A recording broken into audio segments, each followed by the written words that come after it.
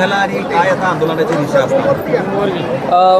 माननीय पालकमंत्री राधाकृष्ण विखे पाटील आणि माननीय शिक्षण मंत्री दादा भुसे साहेब हे आत्ताच VC-द्वारे आमच्या सर्वांशी बोलले आणि लाँग मार्चमध्ये ज्या मागण्या आम्ही केलेल्या होत्या, ज्याची मंत्रालयात चर्चा झालेली होती, त्याच्या अंमलबजावणीच्याबद्दल ते मुख्यमंत्री साहेबांना भेटले आणि त्यातून सर्व प्रश्न हे लाँग मार्चचे मार्गी लागल्याचं आज त्यांनी आम्हाला सांगितलं.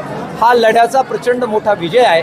याबद्दल प्रचंड समाधान घेऊन हा लाँग मार्च आम्ही आता स्थगित करण्याचा निर्णय घेतो आहे.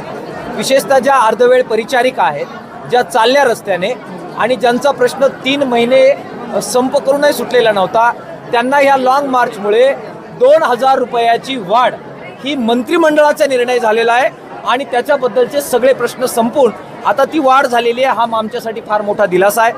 दुसरं, शालेय पोषण आहार कर्मचाऱ्यांचा निर्णय तो 2024 साली 1000 रुपये वाढीचा झाला होता.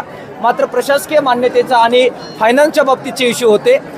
आज मुख्यमंत्री साहेबांनी याबाबत सांगितलं की आपल्या सरकारने तो निर्णय घेतला असल्यामुळे त्याची आपल्याला अंमलबजावणी करायची आहे. त्यातल्या तांत्रिक काही अडचणी आहेत त्या दूर करून 1000 रुपयाची वाढ ही शालेय पोषणसाठी सुद्धा झालेली आहे. आंदोलन नगर जिल्ह्यामध्ये झालं, मात्र या दोनही महाराष्ट्रभरातील अर्धवेळ परिचारिकांचं 2000 रुपये आणि शालेय पोषणचं 1000 रुपये पगार या आंदोलनामुळे वाढलेला आहे. ही फार मोठी समाधानाची बाब आहे. आदिवासी भागामध्ये जंगलची जमीन आणि तळाची जमीन त्याच्याबद्दलचा निर्णय आज मोठा निर्णय झाला आणि त्याची प्रक्रिया लगेच सुरू होईल.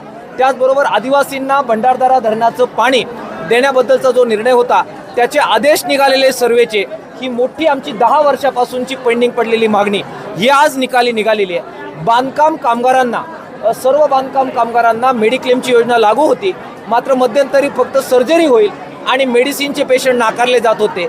आंदोलनामुळे आता मेडिसिनचे पेशंटसुद्धा घेण्याचा निर्णय झालेला आहे. आंदोलन नगर जिल्ह्यात झालं, मात्र हा निर्णयसुद्धा सगळ्या महाराष्ट्राच्या बांधकाम कामगारांना लागू झालेला आहे. फार मोठ्या गोष्टी आज या आंदोलनात मिळालेल्या आहेत. निराधार, विधवा, परित्यक्ता यांच्या मानधन वाढीच्या बद्दल सुद्धा मोठी सकारात्मकता प्रशासनाच्या आणि शासनाच्या वतीनं दाखवण्यात आलेली आहे. आम्ही प्रचंड आनंदी आहोत. जे सगळे चालले त्यांचं मी अत्यंत आभार मानतोय.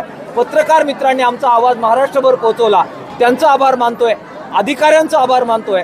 राधाकृष्ण विखे पाटील, दादा भुसे साहेब, आदिवासी विकास मंत्री, आरोग्यमंत्री आबिटकर साहेब आणि अर्थातच राज्याचे मुख्यमंत्री देवेंद्र फडणवीस साहेब, सर्वांचा आभार आंदोलकांच्या वतीनं मी व्यक्त करतो.